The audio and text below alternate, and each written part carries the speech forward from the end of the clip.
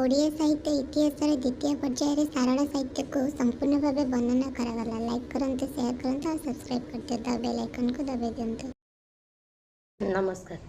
ଓଡ଼ିଆ ସାହିତ୍ୟ ଇତିହାସର ଦ୍ୱିତୀୟ ଭାଗ ସାରଳା ସାହିତ୍ୟକୁ ଏଠାରେ ବର୍ଣ୍ଣନା କରିବା। ସାରଳା ଦାସ କେଉଁ ଯୁଗର କବି? ତାଙ୍କର ଜନ୍ମସ୍ଥାନ କେଉଁଠି? ସାରଳା ଦାସଙ୍କୁ ଆଦିକବି କୁହାଯାଏ। ସେ ଥିଲେ ଗଜପତି କପିଳେନ୍ଦ୍ର ଦେବଙ୍କର ସମସାମୟିକ, ତେଣୁ ତାଙ୍କୁ ପଞ୍ଚଦଶ ଶତାବ୍ଦୀର କବି ଭାବରେ ଗ୍ରହଣ କରାଯାଏ। କଟକ ଜିଲ୍ଲାର ଝଙ୍କଡ଼ ପ୍ରଗଣା ଅନ୍ତର୍ଗତ କନକାବତୀପୁର ଓ କନକପୁର ପାଟଣା ତାଙ୍କର ଜନ୍ମସ୍ଥାନ। ଦ୍ୱିତୀୟ ପ୍ରଶ୍ନ, ସାରଳା ଦାସଙ୍କ ପୈତୃକ ନାମ କ'ଣ ଥିଲା? ସେ କିପରି ସାରଳା ଦାସ ନାମରେ ଧାରଣା କଲେ? ସାରଳା ଦାସଙ୍କ ପୈତୃକ ନାମ ଥିଲା ସିଦ୍ଧେଶ୍ୱର ପରିଡ଼ା। କବି ବାଲ୍ୟକାଳରୁ ଥିଲେ ପିତୃମାତୃହୀନ ଓ କୃଷିକାରୀ ବା ଶୂଦ୍ର। ଝଙ୍କଡ଼ର ଇଷ୍ଟଦେବୀ ସାରଳାଙ୍କ ପ୍ରସାଦରୁ ସେ କବିତ୍ୱ ଶକ୍ତି ଲାଭ କରିଥିଲେ। ଇଷ୍ଟଦେବୀ ସାରଳାଙ୍କ ପ୍ରସାଦରୁ ସିଦ୍ଧ ଲାଭ କରିବା ପରେ ତାଙ୍କର ନାମ ସାରଳା ଦାସ ହୋଇଥିବାର ଜଣାଯାଏ। ତୃତୀୟ ପ୍ରଶ୍ନ, ସାରଳା ଦାସଙ୍କ ରଚନାଗୁଡ଼ିକ କ'ଣ କ'ଣ? ତାଙ୍କର ରଚନାଗୁଡ଼ିକ ମଧ୍ୟରେ କେଉଁଟି ଶ୍ରେଷ୍ଠ ରଚନା?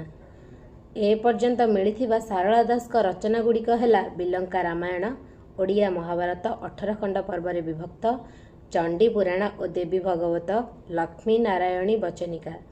ଏହି ରଚନାଗୁଡ଼ିକ ମଧ୍ୟରେ 18 ଖଣ୍ଡ ପର୍ବରେ ବିଭକ୍ତ ଓଡ଼ିଆ ମହାଭାରତ ହେଉଛି ଶ୍ରେଷ୍ଠ ରଚନା। ଚତୁର୍ଥ ପ୍ରଶ୍ନ, ଚଣ୍ଡୀ ପୁରାଣର ଅନ୍ୟ ନାମ କ'ଣ? ବିଲଙ୍କା ରାମାୟଣରେ ସୀତାଙ୍କର ଭୂମିକା କ'ଣ ଥିଲା? ଚଣ୍ଡୀ ପୁରାଣର ଅନ୍ୟ ନାମ ହେଉଛି ଦେବୀ ଭାଗବତ। ଏହା କବି ନିଜେ ସ୍ୱୀକାର କରି କହିଛନ୍ତି, ପ୍ରଥମେ ନାରାୟଣ, ଦ୍ୱିତୀୟ ମହାଭାରତ, ତୃତୀୟ ରଚନା କଲି ଦେବୀ ଭାଗବତ। ଏହି ଦେବୀ ଭାଗବତ ହିଁ ଚଣ୍ଡୀ ପୁରାଣ। ଚଣ୍ଡୀ ପୁରାଣର ବିବସନା ଦେବୀଙ୍କ ପରି ବିଲଙ୍କା ରାମାୟଣରେ ଦେବୀ ସୀତା ଉଭା ହେଲା ପରେ ବିଲଙ୍କା ରାବଣ ଦୁର୍ବଳ ହୋଇପଡ଼ିଛି। ଏପରି ଦୁର୍ବଳ ମୁହୂର୍ତ୍ତରେ ରାମଚନ୍ଦ୍ର ବିଲଙ୍କା ରାବଣକୁ ବଧ କରିଛନ୍ତି। ତେବେ ବିଲଙ୍କା ରାବଣକୁ ଦୁର୍ବଳ କରିବା ପାଇଁ ସୀତାଙ୍କ ଭୂମିକା ଯେ ବେଶ୍ ଗୁରୁତ୍ୱପୂର୍ଣ୍ଣ ଥିଲା, ଏହା ନିଃସନ୍ଦେହ।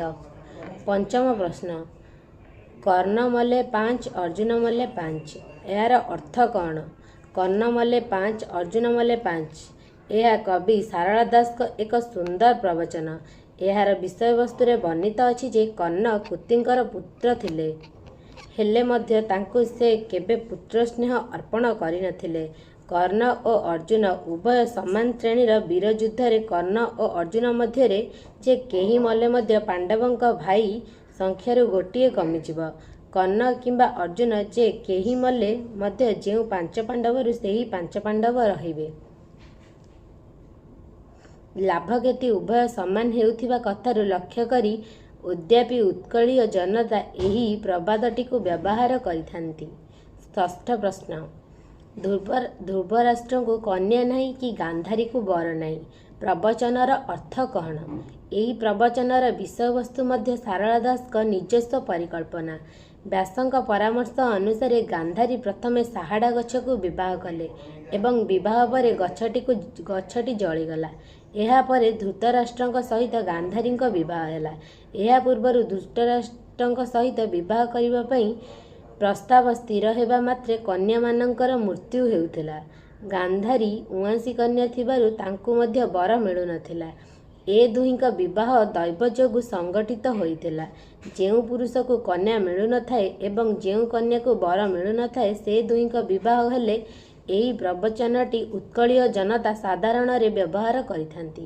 ସପ୍ତମ ପ୍ରଶ୍ନ, ଝିମିଟି ଖେଳରୁ ମହାଭାରତ, ପ୍ରବଚନର ଅର୍ଥ କ'ଣ? ଝିମିଟି ଖେଳରୁ ମହାଭାରତ ଉକ୍ତିଟିକୁ ଉତ୍କଳୀୟ ଜନତା ସାମାନ୍ୟ କଥାକୁ ବଡ଼ ଗଣ୍ଡଗୋଳ ହେଲେ ଏହା ପ୍ରୟୋଗ କରିଥାନ୍ତି। ଏହା ସାରଳା ଦାସଙ୍କ ମୌଳିକ ସୃଷ୍ଟି ନୁହେଁ।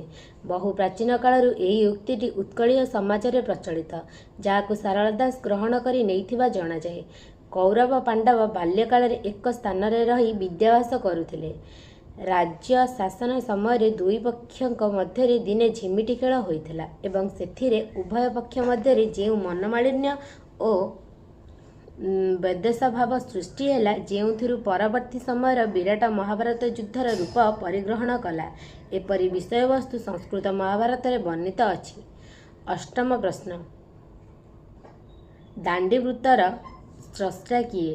ଦାଣ୍ଡିବୃତ୍ତ କାହାକୁ କହନ୍ତି? ଦାଣ୍ଡିବୃତ୍ତର ସ୍ରଷ୍ଟା ହେଉଛନ୍ତି ଆଦିକବି ସାରଳା ଦାସ। ଓଡ଼ିଆ ମହାଭାରତରେ ଏହି ବୃତ୍ତର ବ୍ୟବହାର କରାଯାଇଅଛି। ଅକ୍ଷର ଅସମାନତା ମଧ୍ୟରେ ସ୍ୱର ଓ ବିରାମ ସ୍ଥାନର ଗୁରୁତ୍ୱ ଦେଇ ଏହା ବୋଲାଯାଏ। ଦଣ୍ଡେ ମାତ୍ର ବିଳମ୍ବ ନ କରି ଅନର୍ଗଳ ଅର୍ଥାତ୍ ଏକ ଦାଣ୍ଡିରେ ପୁରାଣ ଆବୃତ୍ତ କରାଯାଏ ବୋଲି କେହି କେହି ଏହାକୁ ଦାଣ୍ଡିବୃତ୍ତ କହନ୍ତି। ସଂସ୍କୃତ ଦଣ୍ଡକ ବୃତ୍ତିରୁ ବା ପ୍ରାକୃତ ଦାଣ୍ଡିବୃତ୍ତରୁ ସାରଳା ଦାସ ଦାଣ୍ଡିବୃତ୍ତକୁ ଗ୍ରହଣ କରିଛନ୍ତି ବୋଲି ମନେ କରିବା ଯଥାର୍ଥ ବୋଲି ମନେ ହୁଏ। ତେଣୁ ଦାଣ୍ଡି ଏକ ଛନ୍ଦ ନୁହେଁ, ଏକ ରୀତି ବା ଭଙ୍ଗୀ। ନବମ ପ୍ରଶ୍ନ। ଯାହା ନାହିଁ ଭାରତେ ତାହା ନାହିଁ ଭାରତେ ଏହାର ଅର୍ଥ କ'ଣ? ଓଡ଼ିଆ ମହାଭାରତରେ ସାରଳା ଦାସଙ୍କ ଶ୍ରେଷ୍ଠ କୃତି ରୂପେ ପରିଚିତ। ସମଗ୍ର ଭାରତବର୍ଷରେ ଥିବା ସାମାଜିକ ଦୃଷ୍ଟିକୋଣ ସହିତ ସାଂସ୍କୃତିକ ମୂଲ୍ୟବୋଧ ତଥା ଲୋକାଚାରର ଟିକିନିକି ବର୍ଣ୍ଣନା ସଂସ୍କୃତ ମହାଭାରତରେ ରହିଛି। କବି ସାରଳା ଦାସ ସଂସ୍କୃତ ମହାଭାରତର ଅନୁସରଣରେ ଓଡ଼ିଆ ମହାଭାରତ ରଚନା କରିଥିବାରୁ ସମଗ୍ର ଭାରତବର୍ଷର ଲୋକାଚାର ସହିତ ଉତ୍କଳୀୟ ସମାଜର ନିଖୁଣ ବର୍ଣ୍ଣନା ରହିଥିବାର ଦେଖାଯାଏ। ଏପରିକି ପୋଡ଼ପିଠାଠାରୁ ଆରମ୍ଭ କରି ଛାଞ୍ଚୁଣି ମୁଠା ପର୍ଯ୍ୟନ୍ତ ଟିକିନିକି ବର୍ଣ୍ଣନା ଓଡ଼ିଆ ମହାଭାରତରେ ଦେଖିବାକୁ ମିଳୁଥିବାରୁ ଲେଖକ ଏପରି ଉକ୍ତିଟି ଯଥାର୍ଥରେ ପ୍ରୟୋଗ କରୁଥିବାର ଦେଖିବାକୁ ମିଳେ। ଦଶମ ପ୍ରଶ୍ନ। ମହାଭାରତ ବହୁ ସ୍ଥଳରେ କବି ସାରଳା ଚଣ୍ଡୀଙ୍କୁ କେଉଁ କେଉଁ ନାମରେ ସ୍ତୁତି କରିଛନ୍ତି? ଦେବୀ ସାରଳାଙ୍କୁ କବି ମହାଭାରତର ବହୁ ସ୍ଥଳରେ ଦୁର୍ଗା, ଶ୍ରୀଚଣ୍ଡୀ, ସର୍ବମଙ୍ଗଳା, ଅଭୟମଙ୍ଗଳା, ବଗଳା, ଭବାନୀ, ଅମ୍ବିକା, ସିଂହବାହିନୀ, ସିଦ୍ଧ ସାରଳା, ମହେଶ୍ୱରୀ, ଭଦ୍ରକାଳୀ, ବିଷ୍ଣୁ ଉଲ୍ଲଭୀ, ପରମ ବୈଷ୍ଣବୀ, ଚଣ୍ଡମୁଣ୍ଡ, ବିନାଶିନୀ ଆଦି ନାମରେ ସ୍ତୁତି କରିଥିବାର ଜଣାଯାଏ। ଏକାଦଶ ପ୍ରଶ୍ନ। ଚଣ୍ଡୀ ପୁରାଣର ରଚୟିତା କିଏ? କେଉଁ କେଉଁ ସଂସ୍କୃତ ଗ୍ରନ୍ଥର ଛାୟାରେ ଏହି ଗ୍ରନ୍ଥ ରଚିତ? ଆଦିକବି ସାରଳା ଦାସ ଓଡ଼ିଆ ଭାଷାରେ ଚଣ୍ଡୀ ପୁରାଣ ରଚନା କରିଛନ୍ତି।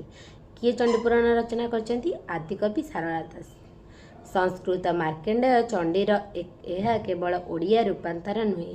ସଂସ୍କୃତ ଚଣ୍ଡୀ ପୁରାଣରେ ଦେବୀଙ୍କ ଦ୍ୱାରା ମହିଷାସୁର ନିଧନ ପ୍ରସଙ୍ଗକୁ କବି ଅନୁସରଣ କରି ଏହି ଗ୍ରନ୍ଥ ରଚନା କରିଛନ୍ତି। ଏହି ଚଣ୍ଡୀ ପୁରାଣ ସଂସ୍କୃତ କାବ୍ୟ ଚଣ୍ଡୀ ପୁରାଣରୁ ଆସିଅଛି। ଦ୍ୱାଦଶ ପ୍ରଶ୍ନ। ମହିଷାସୁର କିପରି ଜନ୍ମ ହେଲେ? ଏହା ସାରଳା ଦାସଙ୍କ ରଚିତ ଚଣ୍ଡୀ ପୁରାଣର କଥା। ଏହି ମହିଷାସୁର କଥା ଚଣ୍ଡୀ ପୁରାଣରୁ ଆସିଅଛି। ଏପରି ଜନ୍ମ ବୃତ୍ତାନ୍ତ ସାରଳା ଦାସଙ୍କ ସମ୍ପୂର୍ଣ୍ଣ ମୌଳିକ ପରିକଳ୍ପନା। ବର୍ଣ୍ଣିତ ଅଛି ଯେ ଅସୁର ରାଜ କପିଳ ସିଂହର ଯୁବତୀ ସ୍ତ୍ରୀ ନିରଖି ଅସୁର ଧର୍ଷଣରେ ଭୟଭୀତ ହୋଇ ଆତ୍ମରକ୍ଷା ସକାଶେ ସିଂହଳ ଦ୍ୱୀପରେ ଆଶ୍ରୟ ନେଇଥିଲେ। ସେଠାରେ ଯମଦେବତାଙ୍କ ବାହନ ମହିଷୀ ସହିତ ସଂସର୍ଗ ଫଳରେ ନିରଖି ଗର୍ଭରୁ ମହିଷାର ଜନ୍ମ ବୋଲି କବି ସାରଳା ଦାସ ସ୍ପଷ୍ଟ ଉଲ୍ଲେଖ କରିଛନ୍ତି। ତ୍ରୟୋଦଶ ପ୍ରଶ୍ନ। ମହିଷାସୁର କାହାକୁ ତପସ୍ୟା କରି କେଉଁ ବର ଲାଭ କରିଥିଲେ? ମହିଷାସୁର ତପସ୍ୟାରେ ବ୍ରହ୍ମାଙ୍କୁ ସନ୍ତୁଷ୍ଟ କରିବାକୁ ବ୍ରହ୍ମା ତାହାକୁ ବର ଦେଇଥିଲେ ଯେ କୌଣସି ପୁରୁଷ ହସ୍ତରେ ନିହିତ ହେବ ନାହିଁ। ତେଣୁ ସେ ମା ଦୁର୍ଗାଙ୍କ ହସ୍ତରେ ମୃତ୍ୟୁବରଣ କଲା।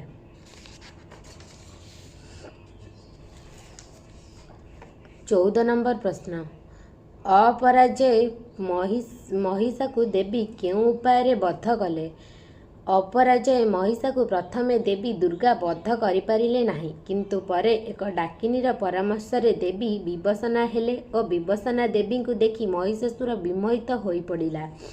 ଅପରାଜୟ ମହିଷାସୁର ଏପରି ଦୁର୍ବଳ ମୁହୂର୍ତ୍ତରେ ଦେବୀ ଦୁର୍ଗା ଅସୁରକୁ ନିହତ କରିଥିଲେ।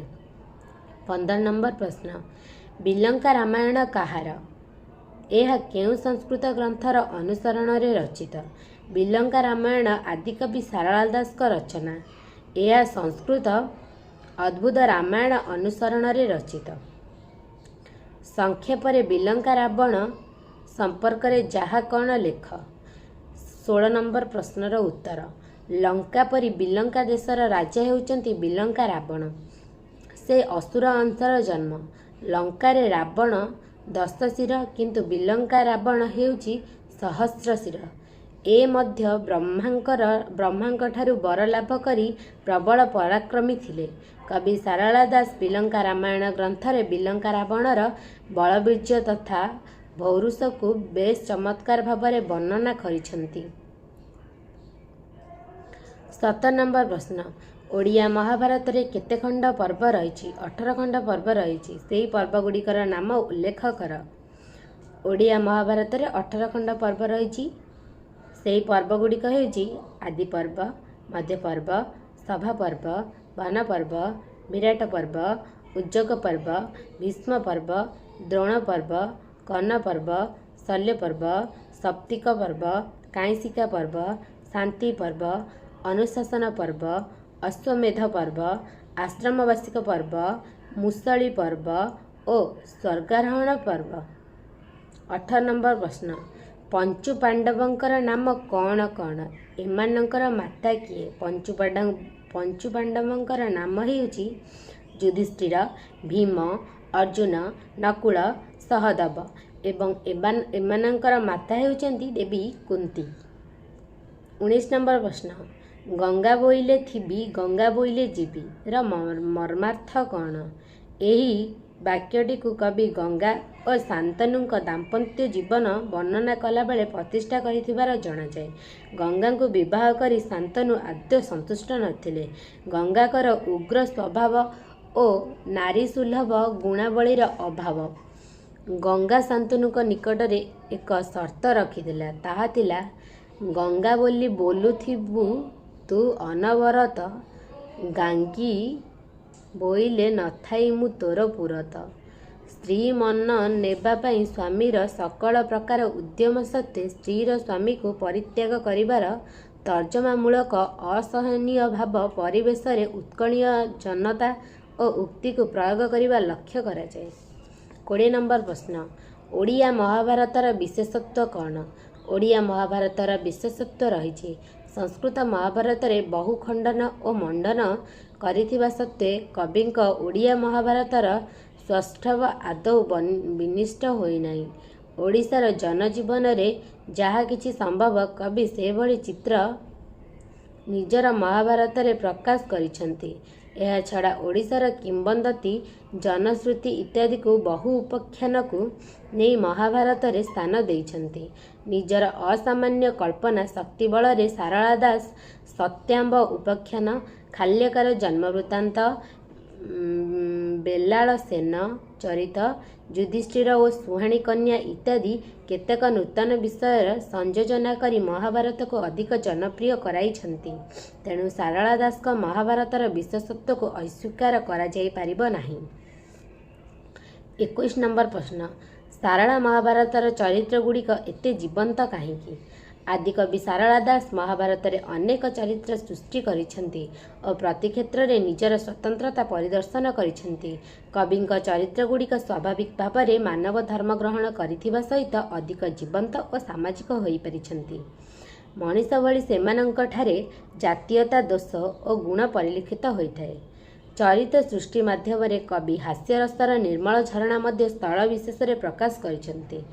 ନାରୀ ଓ ପୁରୁଷ ଉପଯୁକ୍ତ ସମ୍ପର୍କକୁ କବି ବିଭିନ୍ନ ଚରିତ୍ର ମାଧ୍ୟମରେ ପ୍ରକାଶ କରିଛନ୍ତି।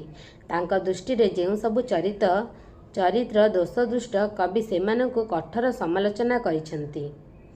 22 ନମ୍ବର ପ୍ରଶ୍ନ, ଗାନ୍ଧାରୀଙ୍କର କେତେଗୋଟି ପୁତ୍ର ଥିଲେ? ଗାନ୍ଧାରୀଙ୍କ ଜ୍ୟେଷ୍ଠ ପୁତ୍ର ଓ ଦ୍ୱିତୀୟ ପୁତ୍ର ଦୁଇଟିର ନାମ ଲେଖ।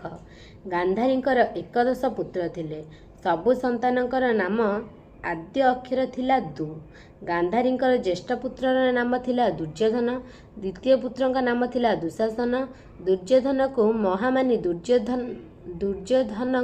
ମହାମାନି ଦୁର୍ଯ୍ୟୋଧନ ବୋଲି କୁହାଯାଏ। 23 ନମ୍ବର ପ୍ରଶ୍ନ, ଗାନ୍ଧାରୀଙ୍କର କନ୍ୟାଙ୍କ ନାମ କ'ଣ? ସଂସ୍କୃତ ମହାଭାରତରେ ଗାନ୍ଧାରୀଙ୍କର ଶତପୁତ୍ର ଜନ୍ମ ହେଉଥିଲା ବେଳେ ଗୋଟିଏ କନ୍ୟା ପାଇଁ ମନେ ମନେ କଳ୍ପନା କରିଥିଲେ। ଫଳରେ 100ଟି ପୁତ୍ର ସାଙ୍ଗକୁ କନ୍ୟାଟିଏ ବି ହେଲା। ତାହାର ନାମ ଥିଲା ଦୁଃଶୀଳା। ଶାରଳା ଦାସ ଏପରି ଜନ୍ମ ପ୍ରସଙ୍ଗକୁ ବର୍ଣ୍ଣନା କଲାବେଳେ ସଂସ୍କୃତ ମହାଭାରତକୁ ଅନୁସରଣ କରିନାହାନ୍ତି। 24 ନମ୍ବର ପ୍ରଶ୍ନ, ପଞ୍ଚୁ ପାଣ୍ଡବଙ୍କ ମଧ୍ୟରେ କିଏ ଭୂତ ଭବିଷ୍ୟର ଜ୍ଞାତା ଥିଲେ? ସେ କାହା ଔରସରୁ ଜନ୍ମଗ୍ରହଣ କରିଥିଲେ? ପଞ୍ଚୁ ପାଣ୍ଡବଙ୍କ ମଧ୍ୟରେ ସାନ ଭାଇ ହେଉଛନ୍ତି ସହଦେବ। ସେ ପଣ୍ଡୁଙ୍କର ଔରସରୁ ଓ ମାଦ୍ରୀଙ୍କ ଗର୍ଭରୁ ଜାତ ହୋଇଥିଲେ। ସେ ଜନ୍ମ ପରେ କ୍ଷୀର ନ ପାଇ ମୃତ୍ୟୁବରଣ କରିଥିଲେ। ସୂର୍ଯ୍ୟଦେବଙ୍କ ନିର୍ଦ୍ଦେଶରେ ଅଶ୍ୱିନୀ କୁମାର ଆସି ମୃତ ସହଦେବଙ୍କୁ ଜୀବନ ଦାନ ଦେବା ସହିତ ଭୂତ ଭବିଷ୍ୟତ ଜ୍ଞାତ ନିମନ୍ତେ ଆଲୌକିକ ଶକ୍ତି ପ୍ରଦାନ କରିଥିଲେ। ତେଣୁ ସହଦେବଙ୍କୁ ମହାଭାରତରେ ଭୂତ ଭବିଷ୍ୟର ଜ୍ଞାତ ଚରିତ୍ର ରୂପେ ଦେଖିବାକୁ ମିଳେ। 25 ନମ୍ବର ପ୍ରଶ୍ନ, ପ୍ରଥମ ଓ ଦ୍ୱିତୀୟ ପାଣ୍ଡବ କିଏ? ପ୍ରଥମ ପାଣ୍ଡବଙ୍କର ଜନକ କିଏ? ସୂଚନା ଦିଅ। ପ୍ରଥମ ଓ ଦ୍ୱିତୀୟ ପାଣ୍ଡବ ହେଉଛନ୍ତି ଧର୍ମରାଜ ଯୁଧିଷ୍ଠିର ଓ ମହାବୀର ବୃକୋଦର ବା ଭୀମ। ପ୍ରଥମ ପାଣ୍ଡବ ଯୁଧିଷ୍ଠିରଙ୍କ ଜନକ ଥିଲେ ଧର୍ମ ଦେବତା। ଉଭୟ ସଂସ୍କୃତ ମହାଭାରତ ଓ ଓଡ଼ିଆ ମହାଭାରତରେ ଏହା ବର୍ଣ୍ଣନା କରାଯାଇଛି। ସାରଳା ମହାଭାରତରେ ଏହି ଧର୍ମ ଦେବତା ହେଉଛନ୍ତି ନିରଞ୍ଜନ ପୁରୁଷ, ଶୁକ୍ଲାମ୍ବର ପୁରୁଷ, ଧର୍ମ ନିରଞ୍ଜୟ ଓ ଅକ୍ଷୟ ନିରଞ୍ଜନ ଓ ଶୂନ୍ୟ ପୁରୁଷ। ଏହିପରି ଭାବରେ ଆମେ ଏଠାରେ ବର୍ଣ୍ଣନା କଲେ ସାରଳା ସାହିତ୍ୟକୁ। ଏଠାରେ ସାରଳା ଦାସଙ୍କ ସମ୍ବନ୍ଧରେ ବେଶ ଭାବରେ ବର୍ଣ୍ଣନା କରାଯାଇଛି। ଏହିପରି ନୂଆ ନୂଆ ଭିଡ଼ିଓ ଦେଖିବାକୁ ଚାହୁଁଛନ୍ତି ଆମ ଚ୍ୟାନେଲକୁ ଲାଇକ୍ କରନ୍ତୁ, ସେୟାର କରନ୍ତୁ ଆଉ ସବସ୍କ୍ରାଇବ୍ କରିବାକୁ ଭୁଲନ୍ତୁ ନାହିଁ। ଆଉ ବେଲ୍ ଆଇକନ୍କୁ ଦବାଇ ଦିଅନ୍ତୁ।